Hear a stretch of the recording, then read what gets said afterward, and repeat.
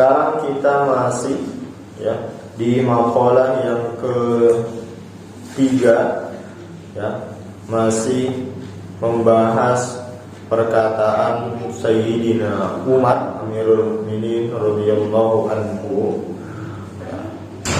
Sayyidina Umar di sini ya bilang bahwa terdapat 10 sifat yang harus diiringi dengan 10 sifat lainnya.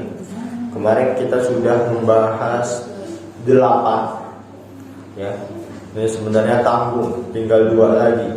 Cuman kemarin ya waktunya sudah ya lewat banget. Jadi nggak apa-apa, kita sisakan 2.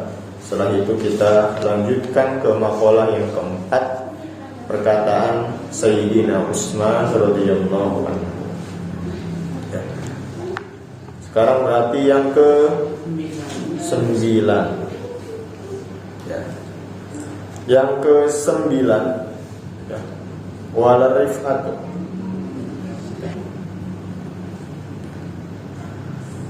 Wal rif'atu ay fin nasabi wal hasabi bi ghairi tawadu'in wa huwa al-istislamu lil haqqi wa tarkul i'tiradi 'alal hukmi. Yang ke-9, wala rif'atu, dan tidak layak atau tidak pantas, tidak cocok ar-rif'atu ya, pangkat ya, atau ar-rif'atu keluhuran ya, ketinggian ya. Ai tegasnya fin nasabi, di dalam nasab ya, wal hasabi, dan sama nasab atau pangkat, bi ghairi tawadu'in, dengan tanpa sikap atau sifat tawadu ya. Jadi ketika ya, seseorang ini diberikan nikmat oleh Allah Subhanahu wa ta'ala, dilahirkan ya di keluarga yang memiliki nasab yang mulia, nasab yang bagus, atau ada seseorang yang diberikan oleh Allah Subhanahu wa ta'ala pangkat yang luar biasa, yang mana pangkat ini ya karena pangkat ini orang tersebut dimuliakan dan dihormati oleh orang banyak, nah, maka ya tidak pantas atau tidak layak apabila seseorang yang memiliki pangkat tinggi ini, baik dari segi nasab ataupun pangkat ya, tidak pantas kalau tidak diiringi dengan sifat tawadu ya, rendah hati ya. Nah, tawadu itu apa? Nah, di sini Imam An-Nawawi menjelaskan tawadu itu wa huwa al-istislamu lil haqqi. Jadi yang namanya tawadu itu al-istislam ya, menyerah, atau istislam bisa juga menerima ya. Al-istislam menyerah lil haqqi, bagi kebaikan atau menerima kebaikan, wa tarkul atau kebenaran, wa tarkul i'tiradi, dan meninggalkan berpaling, maksudnya tidak berpaling, alal hukmi, atas suatu hukum ya. Jadi yang namanya ya tawadu ya, seorang yang tawadu itu pasti dia akan selalu menerima kebaikan, menerima kebenaran ya.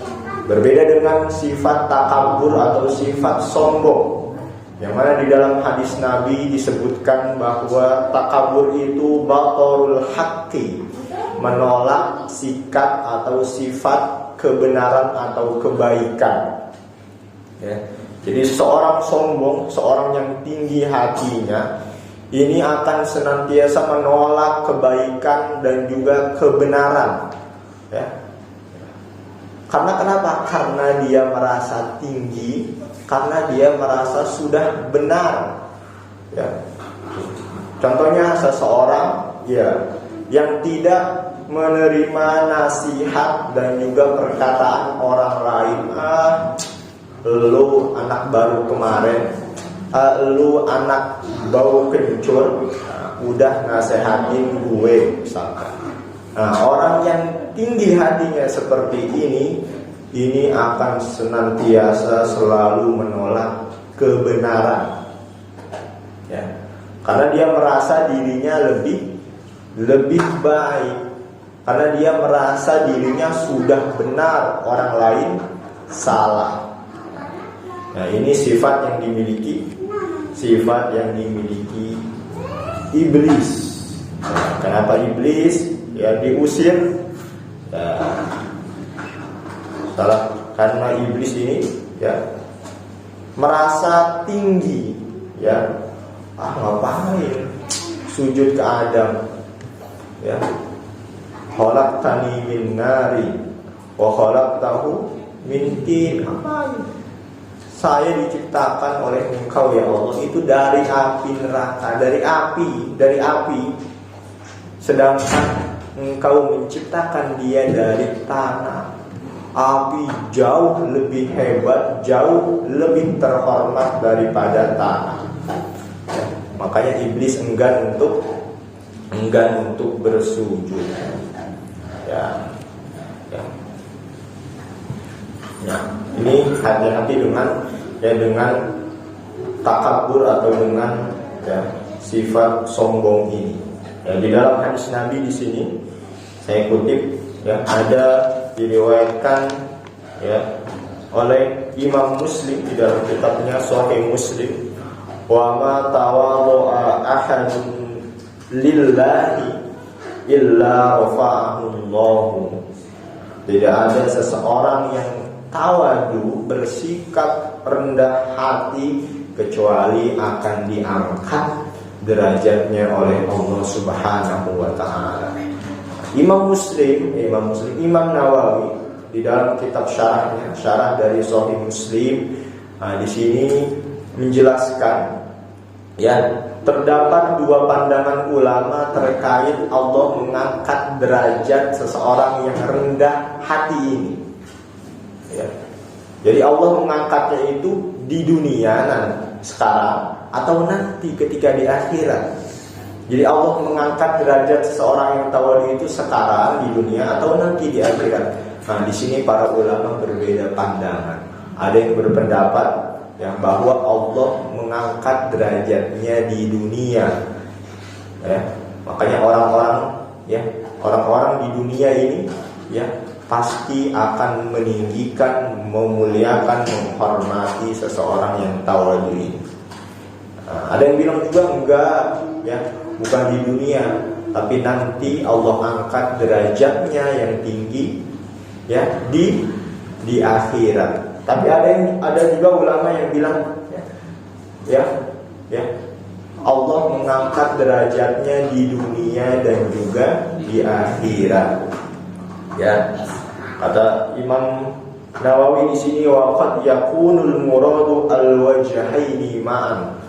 Ya, terkadang, ya, yang dimaksud dari Allah mengangkat derajat seseorang yang tawadu ini itu, ya, kedua-duanya Allah mengangkat di dunia dan juga di akhirat. Tapi sebaliknya, kalau tadi seseorang yang tawadu itu Allah mengangkat derajatnya, rafa'ahullahu, sudah pasti, ya, orang yang takabur, wa man takabbara wada'ahullahu, pasti Allah akan menghinakan, Allah akan merendahkan derajatnya. Ya. Saking, ya, seseorang ini nggak boleh sombong. Bahkan di dalam redaksi hadis yang lain disebutkan bahwa, ya, takabur itu apa? Takabur itu ridai, takabur itu selendangku. Ya.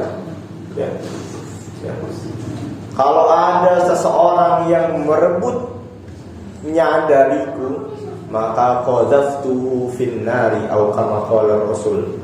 Ya. Maka aku akan melemparkannya ke api neraka. Makanya ya, tidak ada satu manusia pun yang boleh bersikap sombong. Bahkan Nabi Musa, kita sering membaca kisahnya di dalam surat Al-Kahfi ya. Surat Al-Kahfi, Nabi Musa berguru kepada Nabi Khidir ya. Ya. Kalau kita baca kitab tafsirnya ya, kita baca kitab tafsirnya, ada salah satu tafsirnya, ada tafsir Al-Alusi, itu punya Imam Syihabuddin Mahmud Al-Alusi. Di sini beliau bilang ya, bahwa ya, Allah ini pernah memarahi Nabi Musa karena Nabi Musa ini ya pernah sombong ya, ketika ditanya ya, ketika menjawab pertanyaan kaumnya. Ya, wahai Nabiullah Musa, ya, adakah ya seseorang yang lebih alim darimu? Nabi Musa bilang enggak ada. Nah, ini dinilai oleh Allah ya, Nabi Musa ini sombong ya, seakan-akan tidak ada ya seseorang yang lebih alim, lebih baik dari Nabi Musa. Makanya Allah berfirman kepada Nabi Musa, Allah bilang kepada Nabi Musa, innali abdan bimajma'il bahraini ala sahili inda sakhratin huwa a'lam minka. Ya, kata Allah, innali abdan, saya punya seorang hamba ya, bimajma'il bahraini, ada di tempat pertemuan di antara dua laut ya, ala sahili ya, di pantai, inda sakhratin ya, di samping batu, huwa a'lamu minka, dia lebih alim darimu. Nah, di sini Allah menegur Nabi Musa karena jawabannya dinilai oleh Allah Subhanahu wa taala ini sombong, karena merasa ya beliau yang paling alim dan tidak ada lagi ya seseorang yang lebih alim dari Nabi Musa. Ya. Makanya ya, kita ya nggak boleh ya sama sekali ya menyombongkan diri. Dikasih ilmu yang banyak, kita sombong, wow, paling pintar, paling cerdas, paling alim, paling jenius. Nggak boleh ya. Ya, ilmu kita ini nggak seberapa. Kan di Al-Quran udah ada, wa ma utitum minal ilmi illa qalila. Yang diberikan oleh Allah ya kepada kita, ilmu yang diberikan itu cuma sedikit aja. Ya, sedikit doang udah sombongnya setengah mati. Wah, nggak boleh.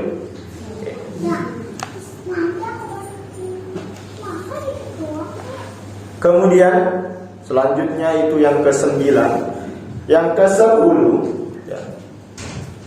Walal jihadu ay ad-du'a'u ila dinil haqqi bi ghairi taufiqin wa huwa an yakuna fi'lul abdi muwafiqan lima yuhibbuhu Allah ta'ala wa yardahu. Yang ke-10, walal jihadu, dan tidak pantas jihad. Ai tegasnya ad-du'a'u ya, mengajak atau menyeru, ila dinil haqqi, kepada agama yang benar, bi ghairi taufiqin, dengan tanpa taufik. Apa itu taufik? Wa huwa, yaitu an yakuna fi'lul abdi, ada apa perbuatan seorang hamba, muwafiqan, sesuai, lima yuhibbullahu ta'ala, dengan apa yang dicintai atau disukai oleh Allah Subhanahu wa ta'ala, wa yardahu, dan diridhoi oleh Allah.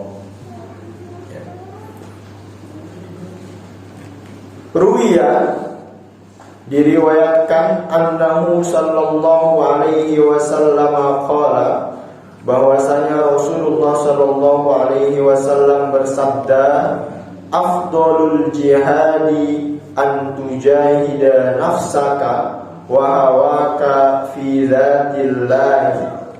Rasulullah bersabda, afdalul jihadi, paling utamanya jihad, paling afdolnya jihad itu antujahida nafsaka, ya engkau ya berjihad, ya antujahida nafsaka, ya berjihad terhadap hawa nafsumu, ya terhadap nafsu, wa hawaka, dan hawa nafsumu, nafsaka wa hawaka, hawa nafsumu, fi dzatillahi ta'ala, karena zat Allah subhanahu wa ta'ala. Rawahu Dailami, diriwayatkan oleh Imam Ad-Dailami di dalam kitabnya Musnad Al-Firdaus. Nah, yang ke-10, nah ini yang tidak pantas atau ya, tidak layak, ya, apabila jihad ini tidak diiringi dengan taufik. Taufik itu apa? Ya, perbuatan seorang hamba yang mana sesuai dengan apa yang dicintai dan diridhoi oleh Allah Subhanahu wa ta'ala. Kita boleh mengajak seseorang kepada kebaikan, tapi caranya juga harus sesuai dengan apa yang diperintahkan Allah dan juga Rasulnya. Ya, jangan kita misalkan amar ma'ruf nahi mungkar, kita nahi mungkar tapi malah kita mendatangkan kemungkaran yang baru. Nah, ini nggak boleh. Ya, kita misalkan ada ya perbuatan maksiat misalkan, ya silahkan kita nahi mungkar, tapi jangan sampai kita melukai orang lain yang tidak bersalah di situ. Ya, kita nggak boleh merugikan orang lain, ya, yang tidak salah di sekitarnya. Nah, ini yang tidak boleh. Makanya la yasruhu al-jihadu bi ghairi taufiqin. Nah, ya, di dalam surat Al-Ankabut, ya, di dalam surat Al-Ankabut ayat berapa? Ayat saya lupa ayat berapa nih, serta dulu nanti dikoreksi. Wa man jahada fa innama yujahidu li nafsi. Wa man jahada fa innama yujahidu li nafsi. Nah, barang siapa yang berjihad, fa innama, maka sesungguhnya jahada li nafsi, dia berjihad untuk dirinya sendiri. Di dalam ayat ini, Profesor Quraisy Shihab dalam kitabnya Tafsir Misbah, ya, bilang bahwa jihad di dalam ayat ini ya bukan jihad berperang, bukan jihad mengangkat senjata. Jadi ketika kita mendengar konotasi jihad, ayo kita jihad, itu nggak selamanya berperang, nggak selamanya mengangkat senjata. Kita menuntut ilmu ini juga jihad. Nah, di dalam menafsirkan ayat ini, Profesor Quraisy Shihab berpendapat bahwa kata jahada yang ada di dalam ayat ini itu merupakan perintah bersungguh-sungguh di dalam taat dan melakukan kebaikan. Ya, maka waman jahada, barang siapa yang berjihad untuk melakukan kebaikan dan ketaatan kepada Allah, fa innama yujahidu li nafsihi, maka seakan-akan dia ya yujahidu li nafsi, ya, sudah berjihad untuk dirinya sendiri, ya, kemanfaatan itu pasti akan berbalik untuk dirinya sendiri, ya. Kemudian, ya, Syekh Said Ramadan Al-Buti di dalam kitabnya itu ada Al-Jihadu fil Islam, Kaifa nafhamuhu wa kaifa numarisuhu. Jadi di sini Syekh Ramadan Al-Buti di dalam kitabnya ini judulnya Al-Jihad fil Islam, jihad di dalam Islam, Kaifa nafhamuhu. Bagaimana kita memahami jihad? Apakah selamanya kita pahami dengan berperang, mengangkat senjata? Wa kaifa numarisuhu, dan bagaimana kita mempraktekkan jihad? Ya. Kalau kita memahami makna jihad itu dengan berperang, apakah di negara yang sudah aman seperti ini masih bisa dipraktekkan seperti itu? Nah, di sini Profesor Syekh Said Ramadan Al-Buti di dalam menafsirkan ayat ini juga beliau bilang yang dimaksud kata jihad di dalam ayat ini itu al-amru bil ma'ruf wan nahyu 'anil munkar. Yang dimaksud jihad di dalam ayat ini yaitu amar ma'ruf dan juga nahi munkar.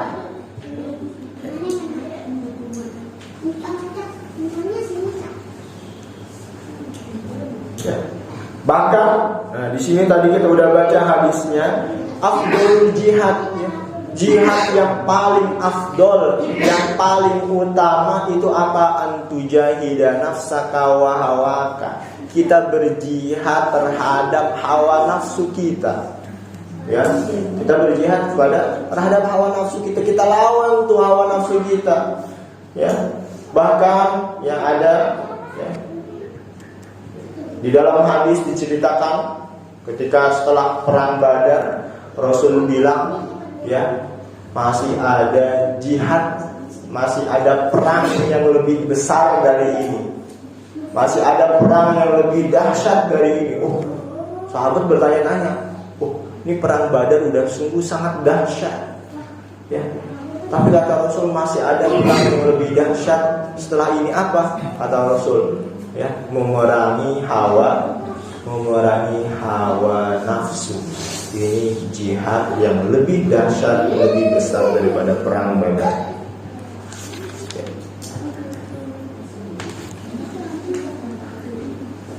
Selanjutnya, ya, halaman 92. Wal maqalatur rabi'ah, maqalah yang keempat.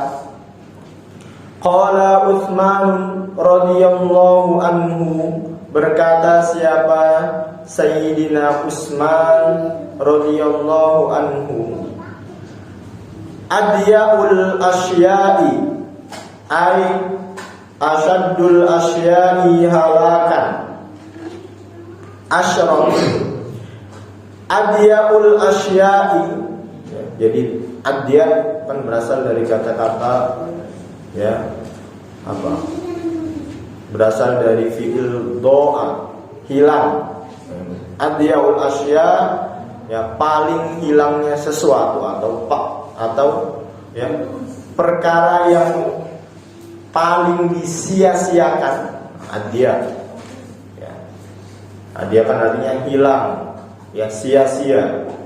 Ai tegasnya asyaddul asya'i halakan, ya, lebih dahsyatnya, ya,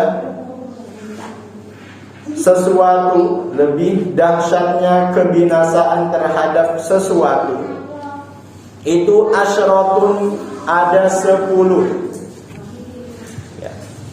Yang pertama, alimun la yus'alu anhu, ya, seorang alim yang tidak ditanya anhu, ya, terhadap orang alim tersebut. Ya. Yang pertama, ya, perkara yang, ya, paling disia-siakan, ya, oleh seseorang itu kalau ada orang alim di suatu kampung tapi tidak pernah ditanya, tapi tidak pernah diminta mengajar, tidak pernah diminta pendapatnya, ya sayang banget. Ya. Ada orang alim tapi tidak dimanfaatkan. Ya. Kemudian yang kedua, ilmun wa ilmun la yu'malu bihi. Ya. Ilmu la yu'malu, tidak diamalkan bihi, terhadap ilmu tersebut. Ya. Yang kedua, ya punya ilmu tapi tidak diamalkan. Sudah tahu tapi nggak mau diamalkan. Nah, ini salah satu perkara yang disia-siakan oleh seseorang. Qala ba'dul udaba, berkata siapa sebagian para sastrawan, al ilmu afdalu khalafin. Ilmu merupakan khalaf, peninggalan yang lebih afdol, peninggalan yang lebih utama. Wal amalu bihi, dan mengamalkan bihi terhadap ilmu, akmalu syarofin, merupakan kemuliaan yang paling sempurna. Nah, ini para sastrawan bilang ilmu merupakan peninggalan yang lebih utama. Ini benar, ya. Di dalam hadis Nabi yang panjang yang diriwayatkan oleh sahabat Abu Darda, ya.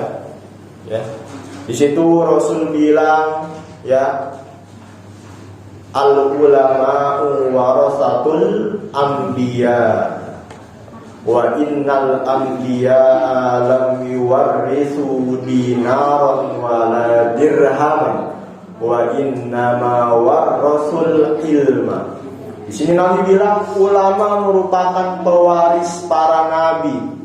Ya, Nabi ketika meninggal itu enggak meninggalkan harta, ya, enggak meninggalkan kekayaan. Wa innama warasul ilma, akan tetapi Nabi mewariskan atau meninggalkan ilmu. Kenapa? Karena al ilmu afdalu khalafi, ilmu merupakan peninggalan yang paling utama. Ya, di dalam ada di dalam Al-Qur'an, wal yakhshal ladzina law taraku min khalfihim dzurriyyatan du'afa atau di'afa. Ya. Nah, di dalam ayat itu, ya, Allah berfirman, ya, hendaklah kita takut kalau kita meninggalkan ahli waris yang lemah, yang miskin. Salah satu kalau ilmu ini merupakan peninggalan yang lebih utama, berarti kita harusnya sangat khawatir kalau ketika kita meninggal, anak-anak kita, cucu-cucu kita ini masih dalam keadaan bodoh, ya, terutama dalam ilmu agama. Ya, jangan-jangan nanti ketika kita meninggal, yang bacain Al-Fatihah kita, yang bacain Al-Quran kita itu radio, handphone, kaset, ya, karena anak cucunya nggak bisa baca Al-Quran. Ya, harusnya kita lebih khawatir, lebih khawatir seperti itu. Ya. Kemudian itu yang kedua, yang ketiga, terakhir, ra'yun, pendapat, tegasnya tadbirun, tadbir, tadbir itu mengatur. Ra'yun shawabun, pendapat yang benar, la yuqbalu, tidak diterima.